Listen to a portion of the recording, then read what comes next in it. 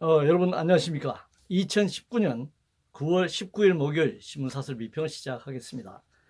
먼저 조국 장관 관련된 사설입니다. 조선일보는 영화 같은 총장상 위조, 조국 가족의 두려운 생각마저 든다. 중앙일보는 최순실 사태 넘어선 규모의 교수들, 조국 시국 선언에서 전현직 교수 정의윤리 무너져 최순실 때 2234명보다 서명 많아.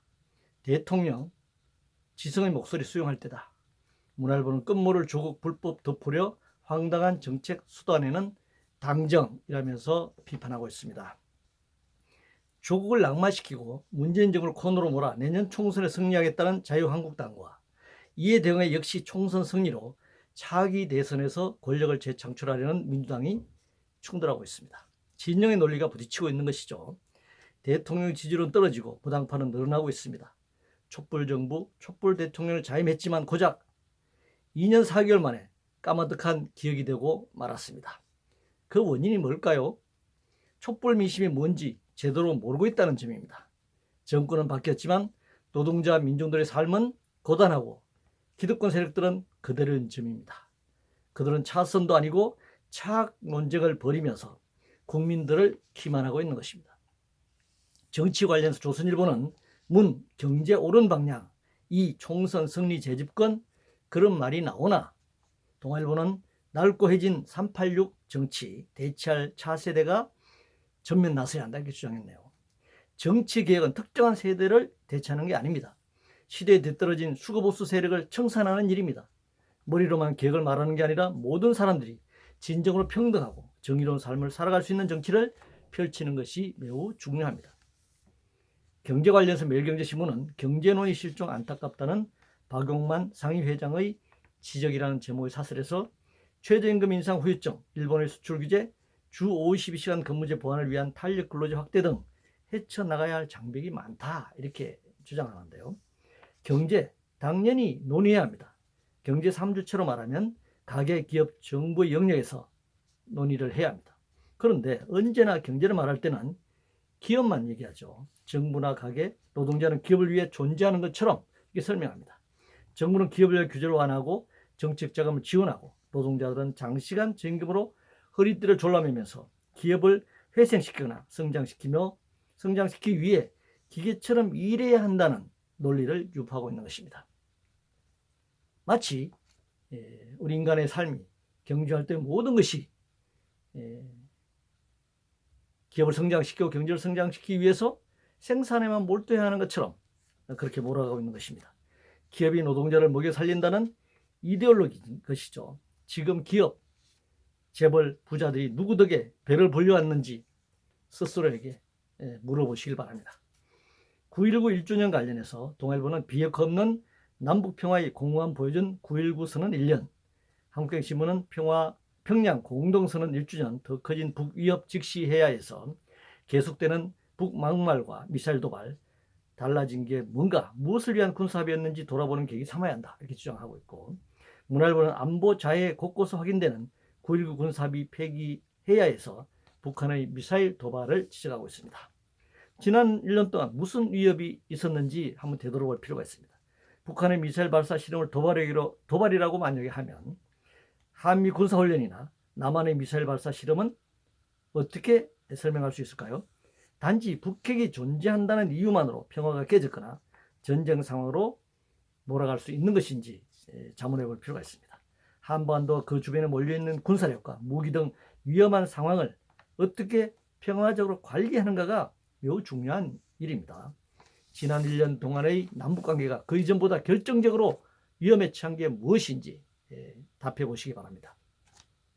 전월세 관련해서 조선일보는 담당 국토부 빼놓고 검찰 개혁회의에서 결정된 전월세 대책에서 사법 법무개혁 당정협의에서 기간 현행 2년을 4년에서 6년으로 조정관 임명 기정사실화 총선용 이벤트라면서 비판하고 있고, 동아일보는 전월세 갱신 청구권 도입 폭넓은 의견 수렴부터 거쳐야 한다 이렇게 주장하고 있습니다.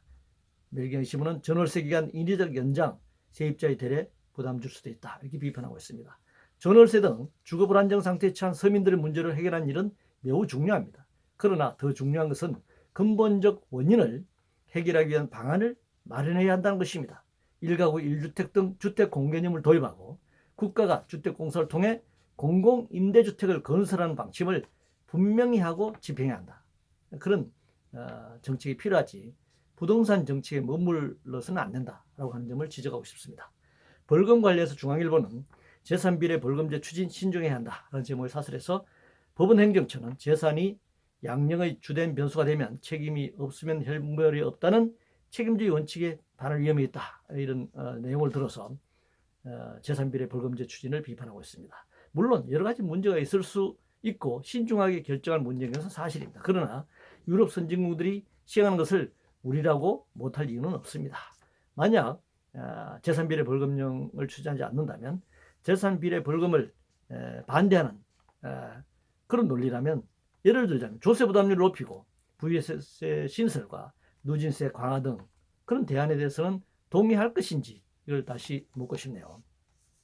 국감 관련 상경신문은 국감에 기업인 부르지 말자 여당이 당론으로 확정해보라 이렇게 주장하고 있는데요. 기업이 특히 재벌 대기업은 단순히 경제 영역에만 존재하는 것이 아니라 정치, 사회, 외교 등 모든 분야에 관련되어 있습니다. 특히 국가정책, 법과 제도에 의해서 대기업 관련성은 매우 높습니다. 국정감사에서 제외 대상이 될 수 없는 이유인 것이죠. 빅데이터 관련해서 한국경제신문은 법 따로 플랫폼 따로 의료 빅데이터 언제 선진국 따라잡겠나라는 제목의 사설에서 개인정보보호법과 의료법상 규제를 하루빨리 혁신해야 한다. 그런 주장을 또 반복하고 있습니다. 그러지 않아도 모든 개인정보들이 빅데이터로 수집당하고 있는 현실에서 개인정보를 합법적으로 취합할 수 있는 법을 만든다면 개인사생활은 침해당하고 인권은 유린될 것입니다. 고용 관련해서 매일경제신문은 계속 고용제 가능하려면 노동유연성 전제대야에서 2022년부터 정년 연장 또는 폐지 검토하고 있다. 인건비가 부담되고 노동생산성이 하락하고 청년 취업난이 예상된다. 이렇게 얘기하고 있습니다. 문화일보는 노동유연성 역주행하며 정년 연장 생색, 경제 더 망친다. 이렇게 비판하고 있습니다. 예를 들면 고용불안과 저임금으로 고용을 정년을 65세까지 연장하면서 이럴 경우 연금을 66세부터 지급하겠다라고 하는 것으로 갈 텐데 이런 구조로 간다면 노동자의 삶은 악화될 것이고 노복지는 후퇴할 것이 사실 뻔합니다.